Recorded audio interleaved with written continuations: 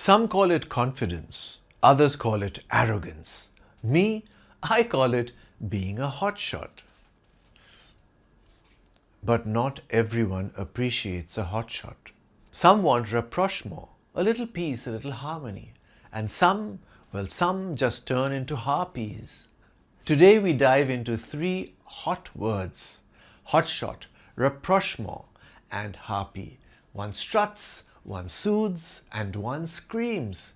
But first, do subscribe to The English Nut on YouTube, Instagram and Facebook. Thank you.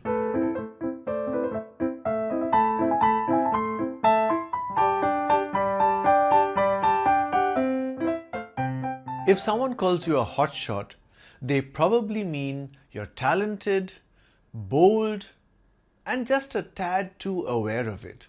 Like the new intern who fixes the office Wi-Fi and acts like they invented the internet. A hotshot might be a brilliant coder, a top pilot, or an actor who insists on their own lighting team. They get results, but sometimes they also get eye rolls.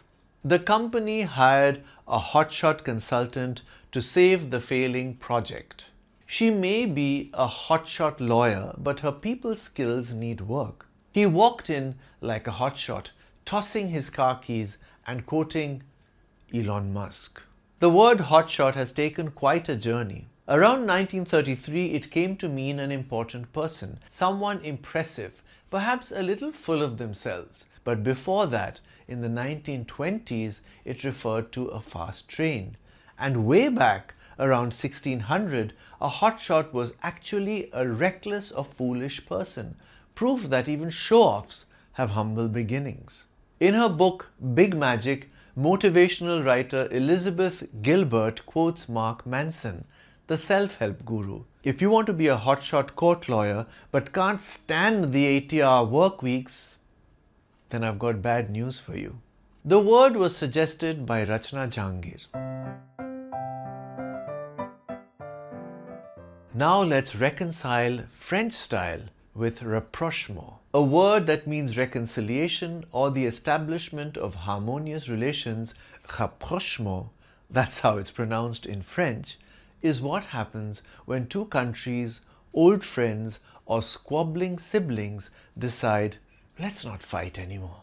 Think the moment in a rom-com when the leads realize they were wrong and run towards each other in the rain.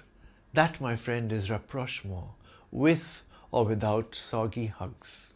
The summit signaled a long overdue rapprochement between the two nations. After years of rivalry, the artists finally found a rapprochement. The family dinner ended in laughter and a quiet rapprochement. From the French rapprocher, meaning to bring near, it came into English diplomatic language in the 19th century and has since found a place in politics, relationships, and anything that involves patching things up. Carl Jung, the renowned psychologist, noted the value of bridging science and spirituality. A rapprochement between empirical science and religious experience would, in my opinion, be fruitful for both.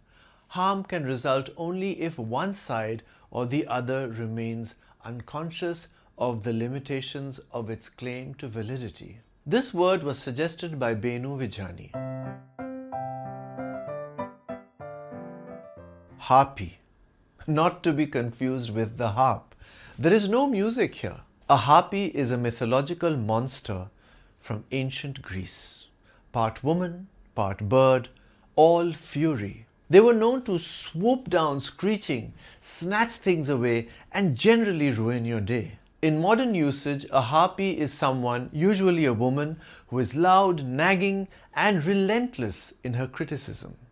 Not exactly a compliment. The tabloids painted her as a harpy, but she was just calling out injustice. He dismissed his ex as a harpy, refusing to admit his own faults. She turned into a harpy when the courier was late with her cake. The word comes from the Greek harpia, meaning snatcher. Harpies were wind spirits who carried people off to the underworld. Over time, they became symbols of vindictive, aggressive behavior, particularly when voiced with a shriek. In The Simpsons episode The War of the Simpsons, an argumentative husband at a marriage retreat says of his wife, "She's the queen of the harpies." Then he turns to her, sarcastically saying, "Here's your crown, your majesty, queen of the harpies." This comedic exchange exaggerates a nagging spouse as a literal harpy, even pantomiming a crown for her, to the amusement of the audience. This word was suggested by Ellie Metal. So if you're a confident hotshot who's seeking rapprochement with a full-blown harpy, words will give you the tools to name it, frame it, and even laugh about it. Keep your cool, keep your words sharp, and keep watching my videos every single week.